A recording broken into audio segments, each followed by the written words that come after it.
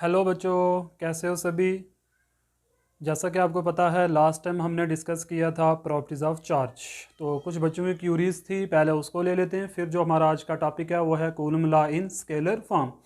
तो चलिए बच्चों, पहले हम लास्ट जो लेक्चर की क्यूरीज थी वो हम डिस्कस कर लेते हैं। जैसा कि बच्चों का क्वेश्चन आया था कि सर क्वांटाइजेशन ऑफ चार्ज थोड़ा सा बताइए इसके बारे में, तो मैं थोड़ा सा आपको वो एक्सप्लेन करता हूँ क्वांटाइजेशन ऑफ चार्ज का मीनिंग क्या होता है। क्वांटाइजेशन ऑफ चार्ज, तो बच्चों इसका मतलब यह है क्वांटाइजेशन ऑफ चार्ज का कि जब कभी भी हम किसी बॉडी के ऊपर चार्ज की बात करते हैं तो अब हमेशा याद रखो कि चार्ज जो होता है वो हमेशा इंटीग्रल मल्टीपल ऑफ ई होता है। अगर किसी बॉडी से दूसरी बॉडी में चार्ज ट्रांसफर करेगा तब भी इंटीग्रल नंबर में जाएगा, और अगर रिसीव होगा तब भी क्या होगा, इंटीग्रल नंबर में ही होगा। इंटीग्रल नंबर का मतलब यह है कि जो आपके पास इंटीजर्स है ना, इंटीजर्स हैं स्टूडेंट, जैसे 0, 1, 2, 3 एंड सो ऑन, एंड -1 हो गया, -2 हो गया, -3 हो गया, सो ऑन। तो जब कभी भी मान लो एक बॉडी ए है और एक बॉडी आपके पास बी है, या तो इसके ऊपर जो चार्ज होगा वो इंटीग्रल नंबर होगा। अब सिंपल ऐसे याद रखो, जब कभी भी इस बॉडी से इस बॉडी में चार्ज ट्रांसफर करके जाएगा, या तो वो कितना जा सकता है, 1 e के बराबर जा सकता है, या तो 2 e के बराबर भी जा सकता है, 3 e के बराबर भी जा सकता है। सिंपल बच्चे ऐसे याद रखो आप कि हमेशा जब भी चार्ज ट्रांसफर होता है एक बॉडी से दूसरी बॉडी के अंदर, तो integral number of charge transfer करते हैं। अब कभी ये मत देखोगे कि 1.5 ई जो चार्ज ये ट्रांसफर करके गया, ऐसा कभी नहीं होता है। कभी अब ये भी नहीं देखोगे 2.5 ई का चार्ज ट्रांसफर करके जा रहा है। कभी अब ये भी नहीं देखोगे 1/2 ई चार्ज ट्रांसफर करके जा रहा है। तो यहाँ पर जो इंटीग्रल नंबर का मतलब यही होता है कि इंटीजर्स यानी 1 हो सकता है, 1 ई जा सकता है, 2 ई ट्रैवल कर सकता है, 3 कर सकता है। इसी तरीके से हम कहते हैं किसी बॉडी के ऊपर जो चार्ज होता है वो इंटीग्रल नंबर में ही होगा। फॉर एग्जाम्पल इस बॉडी का चार्ज है तो हम क्या कहेंगे, या तो इस बॉडी के ऊपर चार्ज 20 ई होगा, 21 ई भी हो सकता है। ऐसा कभी नहीं कि ए बॉडी के ऊपर चार्ज होगा 19.5 ई, ऐसा कभी भी नहीं आप देखोगे स्टूडेंट। हमेशा जो चार्ज होगा वो इंटीग्रल नंबर में ही एग्जिस्ट करता है। या तो बॉडी से जो चार्ज ट्रांसफर करके जाता है वो भी इंटीग्रल नंबर में जाता है, या अगर किसी बॉडी के ऊपर कोई चार्ज होगा तो वो इंटीग्रल नंबर ही होगा। अब चाहे वो नेगेटिव हो चाहे वो पॉजिटिव चार्ज हो, लेकिन होगा इंटीग्रल नंबर ऑफ ई। तो ये ई जो है ना, इस ई को हम क्या कहते हैं, ये जो ई होता है ना इसको हम कहते हैं, ये बराबर होता है 1.6 इंटू 10 की पावर -19 कूलम के।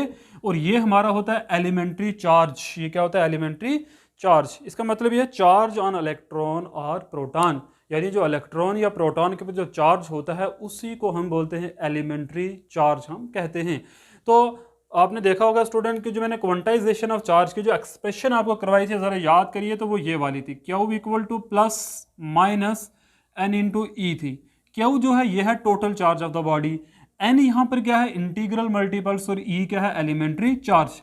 प्लस माइनस ये बताते हैं कि बॉडी के ऊपर चार्ज पॉजिटिव आ रहा है या नेगेटिव आ रहा है। फॉर एग्जांपल ए बॉडी जो है वो चार्ज को ट्रांसफर कर रही है, अगर ये चार्ज ट्रांसफर कर रही है तो इसके ऊपर पॉजिटिव चार्ज आना स्टार्ट हो जाएगा, और जो बॉडी चार्ज को रिसीव करती है तो उसके ऊपर क्या चार्ज स्टार्ट हो जाएगा, नेगेटिव चार्ज आना स्टार्ट हो जाता है। आई होप कि अच्छे से आपको क्वांटाइजेशन का कंसेप्ट समझ में आया होगा। क्वांटाइजेशन का मीनिंग यही होता है, एक बॉडी के ऊपर जो चार्ज होता है वो इंटीग्रल मल्टीपल ऑफ ई होता है ना। इससे हम फ्रैक्शन में चार्ज नहीं हो सकता, सिंपल सी बात, और डेसिमल में चार्ज नहीं हो सकता, इंटीग्रल में चार्ज होता है, यानी ई का मल्टीपल जो होने चाहिए वो इंटीजर्स होने चाहिए आपके। तो चलिए इसके ऊपर एक दो एग्जांपल्स हम कर लेते हैं, तो फिर मैं आगे मूव करूंगा अपने टॉपिक की तरफ। आई होप कि आपको अच्छे से ये कंसेप्ट समझ में आ गया होगा। अब एक क्वेश्चन है, हम ना क्वांटाइजेशन का यूज करके काफ़ी सारे न्यूमेरिकल सॉल्व कर सकते हैं।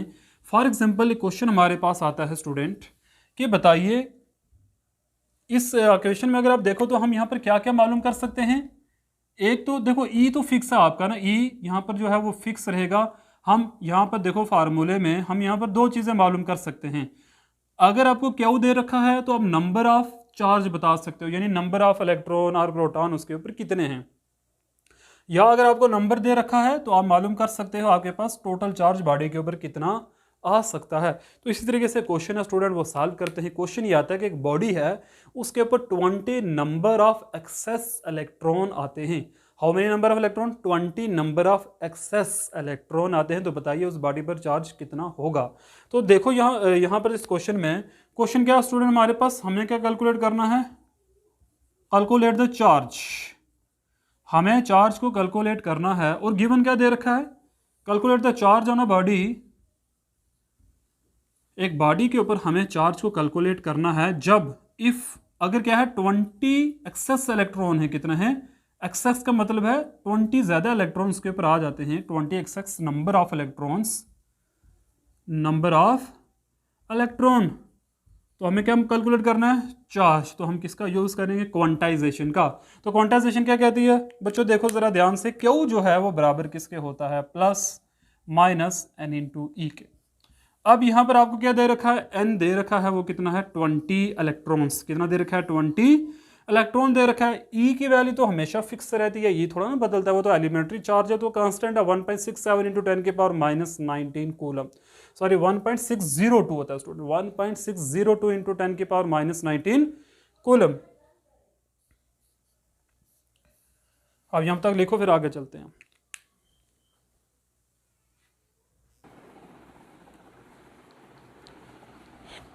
तो बच्चों हम डिस्कस कर रहे थे कि हमने एक ऐसी बॉडी के ऊपर टोटल नंबर ऑफ चार्ज निकालना है कि जिसमें 20 एक्सेस नंबर ऑफ इलेक्ट्रॉन्स होते हैं। तो इट इज़ वेरी सिंपल, हमारे पास फार्मूला है, हमने एन की वैल्यू को पुट करना है। यहाँ पर देखो यहीं पर सॉल्व हो जाएगा ये question. Q equal total charge बचे कितना होगा क्यू। अब देखो यहाँ प्लस आएगा या माइनस है, तो एवरीवन नो के इलेक्ट्रॉन का चार्ज नेगेटिव होता है, तो यहाँ पर हमारे पास माइनस रहेगा साथ में। अब नंबर ऑफ इलेक्ट्रॉन कितने हैं स्टूडेंट, 20 इंटू ई कितना हमारे पास 1.602 इंटू 10 की पावर माइनस 19 कूलम आ जाएगा। चार्ज है तो कूलम आ जाएगा।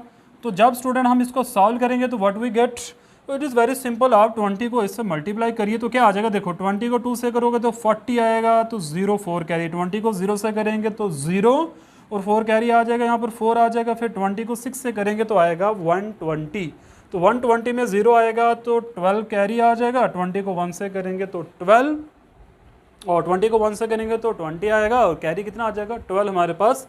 तो यह आ जाएगा -32, कितना आ जाएगा स्टूडेंट 32 पॉइंट इंटू आगे क्या स्टूडेंट 10 की power minus 19 coulomb. This is our answer. ये है स्टूडेंट एक बॉडी के ऊपर कितना चार्ज डेवलप्ड होगा, यह 30.040 इंटू 10 की पावर माइनस 19 कूलम। तो आप इसी तरीके से क्वेश्चन निकाल सकते हो, आपको नंबर ऑफ प्रोटॉन दिए हो सकते हैं, नंबर ऑफ इलेक्ट्रॉन दिए हो सकते हैं, सो मैनी आपको एग्जांपल आ सकती हैं। तो आप बस इस फार्मूले का यूज़ करके आप मालूम कर सकते हो स्टूडेंट, ठीक है ना। तो चलिए आगे चलते हैं हम। ये था हमारा क्वांटाइजेशन ऑफ चार्ज। अब स्टूडेंट इसी की हेल्प से ना हम ये भी बता सकते हैं, अगर पेपर में आपको ये आ जाए, बताओ आपको चार्ज गिवन हो तो आपको मालूम करना क्या ये चार्ज पॉसिबल है या नहीं है, तो वो सिंपली आप एन की वैल्यू को कैलकुलेट करो।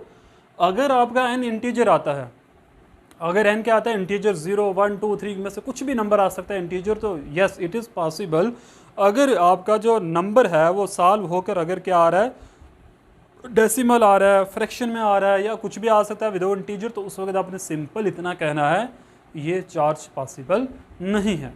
तो चलिए आगे मूव करते हैं हम कूलम लॉ की तरफ।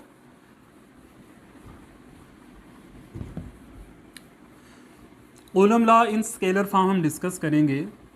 It is very very simple student, बहुत ही सिंपल है कूलम लॉ। तो क्वेश्चन इंपॉर्टेंट भी है, मैं आपको यहाँ पर लिख रहा हूँ 75% चांसेस हैं इसके पेपर में आने के। कूलम लॉ के कितने चांसेस हैं पेपर में आने के, 75% चांस है स्टूडेंट, ठीक है ना। तो देखो हम स्टार्ट करने जा रहे हैं coulomb law. Coulomb law scalar form में। अब आपको पता ही है स्केलर क्या होता है, वेक्टर क्या होता है, मुझे बताने की ज़रूरत तो नहीं है।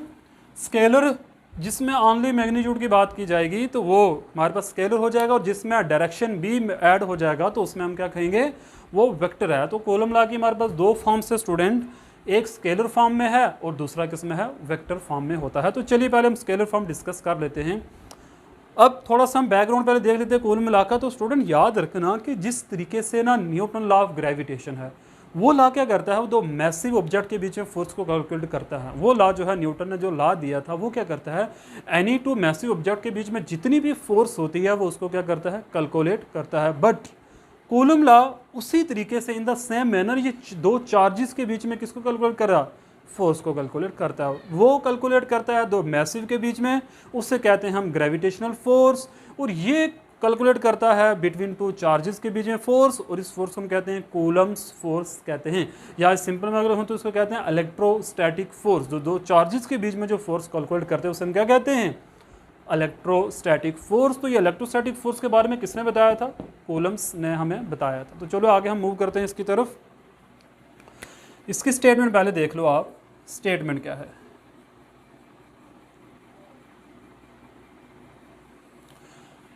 कूलम लॉ की स्टेटमेंट क्या है, अकॉर्डिंग टू दिस लॉ,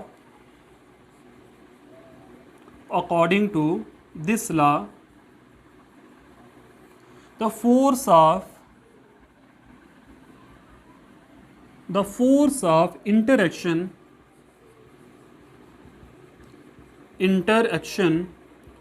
में दोनों वर्ड आते हैं स्टूडेंट, अट्रैक्शन भी और रिपल्शन भी, अट्रैक्शन और रिपल्शन।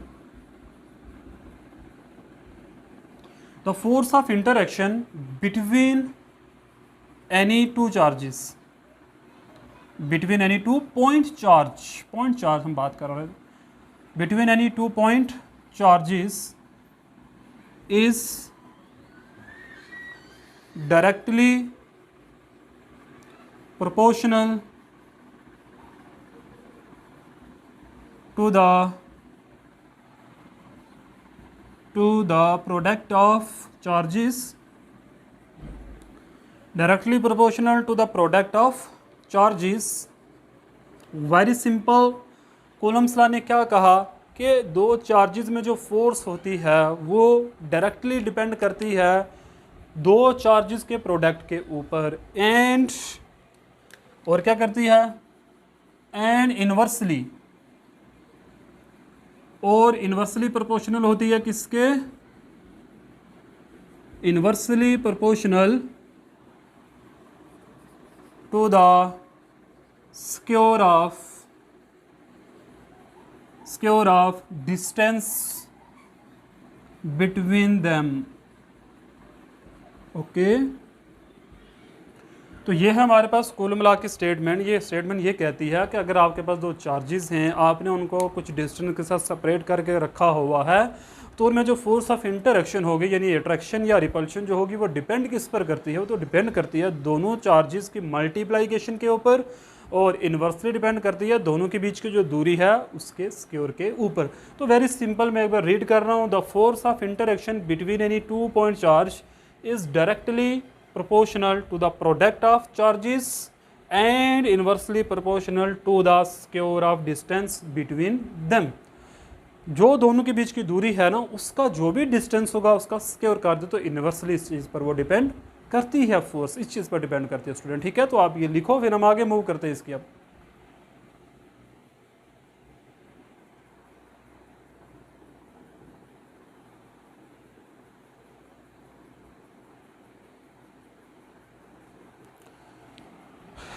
चलिए स्टूडेंट आगे मूव करते हैं।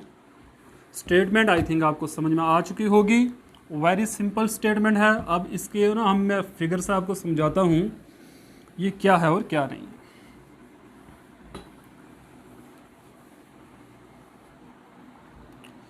स्टेप नंबर फर्स्ट हम स्टार्ट करेंगे यहाँ से, और ये हम जो काम करने जा रहे हैं, ये जो हमारा काम है, तो ये बच्चों हमारा काम है स्केलर फॉर्म हम फाइंड करने जा रहे हैं। तो हम क्या करते हैं, कंसीडर कर लेते हैं, हम लेट या कंसीडर करते हैं, कंसीडर कर लेते हैं हम क्या है, consider 2 point charge.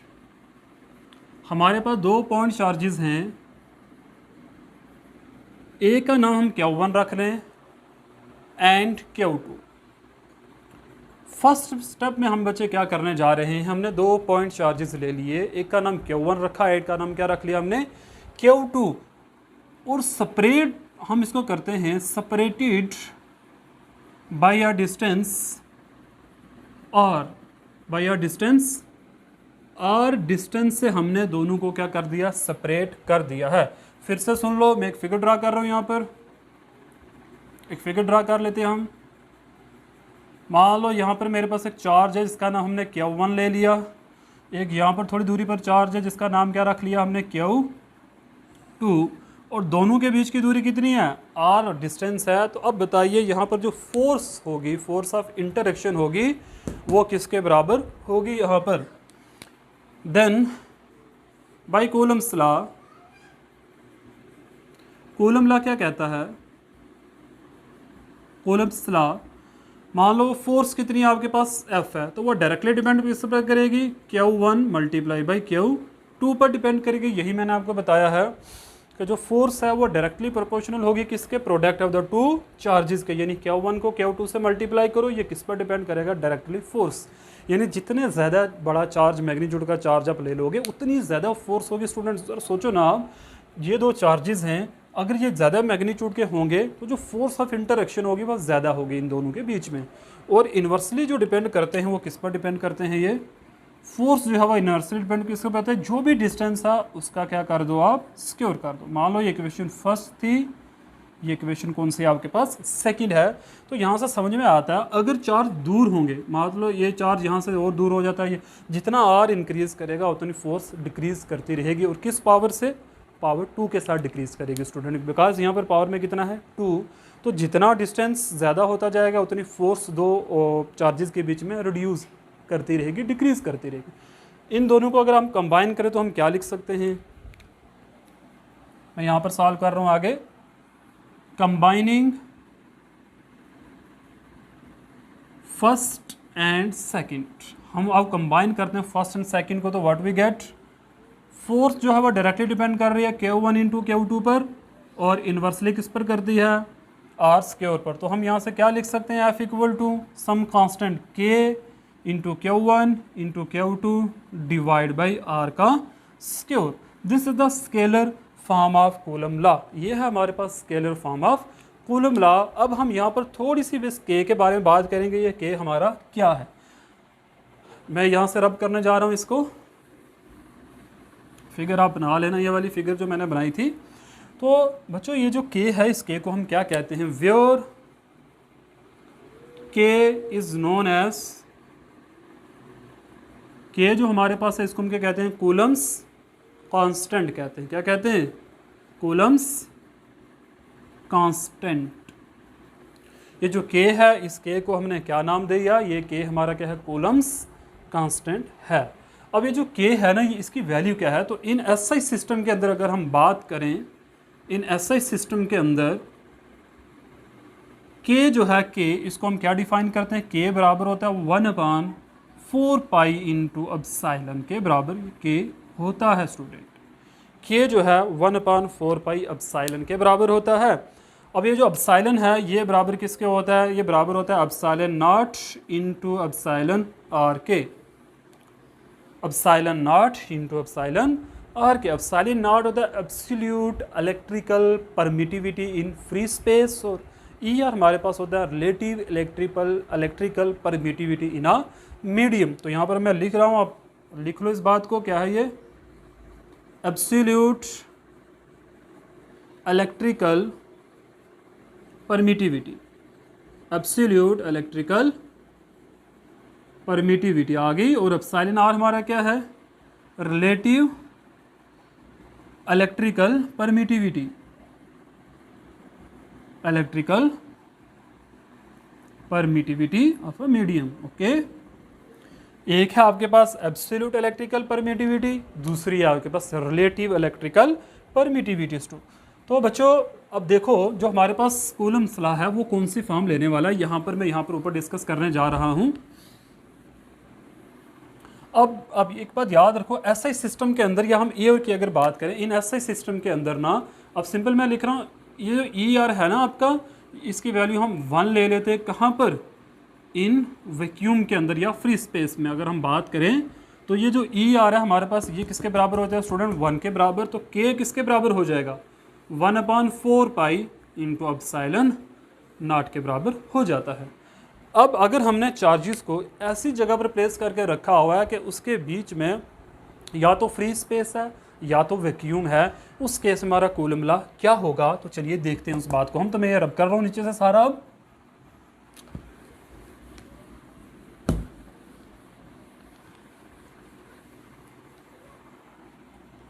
Step number हम थर्ड की जो बात करने जा रहे हैं, स्टेप नंबर सेकंड में क्या बात करूंगा, if two charges are placed in free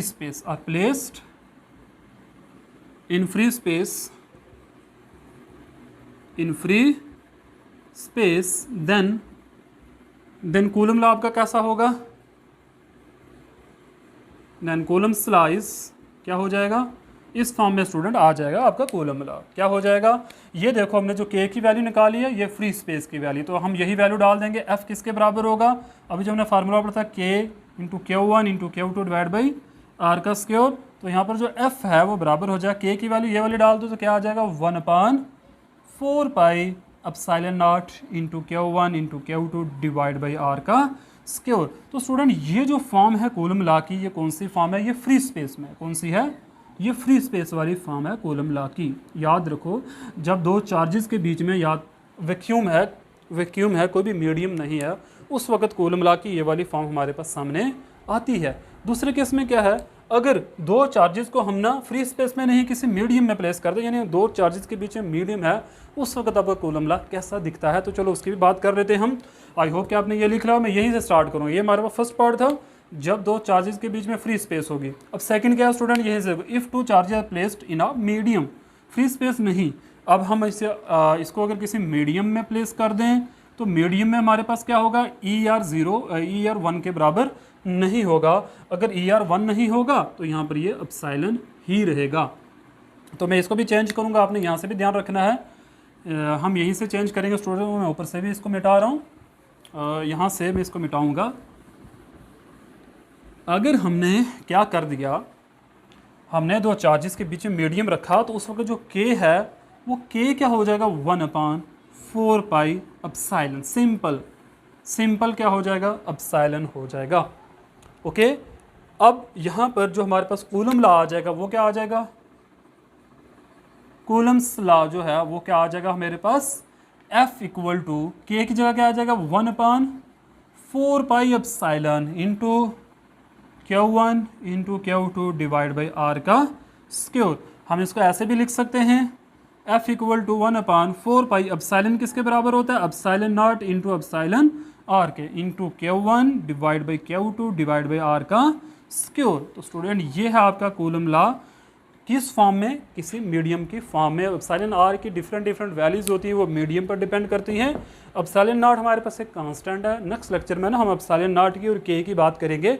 तो ये जो मैंने कूलम लॉ की बात करी, कूलम लॉ में सिंपल इतना आपने याद रखना है कि ये डिपेंड किस पर करता है, ये डिपेंड करता है दो चार्जेस की प्रोडक्ट के ऊपर, और इन्वर्सली डिपेंड करता है distance between the two charges. I hope कि आपको कूलम लॉ अच्छे से समझ में आया होगा। स्टूडेंट फ्री स्पेस ऐसी स्पेस को बोलते हैं जिसमें कोई मीडियम आपके पास नहीं होता है। और अगर हम अपनी अर्थ की बात करें तो यहाँ पर आपको कहीं को फ्री स्पेस नहीं मिलेगी, हर जगह एयर के पार्टिकल्स आपको मिल सकते हैं, यानी एयर भी एक मीडियम है हमारे पास, ठीक है। अगर मैं बात करूँ वाटर भी मीडियम है हमारे पास, तो डिफरेंट मीडियम है। तो यहाँ पर आपके पास कॉलम लॉ ये वाला आएगा, और फ्री स्पेस में आपके पास जो इससे पहले मैंने डिस्कस किया ये वाला जो लॉ है, ये वाला है आपका फ्री स्पेस वाला। मैं यहाँ पर लिख रहा हूँ फ्री स्पेस वाला, आपने ये याद रख लेना, ठीक है, 4 पाई एप्सिलॉन नॉट। इसकी एक और फॉर्म भी है स्टूडेंट, हम इसको ये भी लिखते हैं 9 इंटू 10 की power 9 Q1 into Q2 divide by r का स्क्वायर। बिकॉज जो k की वैल्यू है ना, k की जो वैल्यू होती है वो होती है 9 इंटू 10 की पावर 9।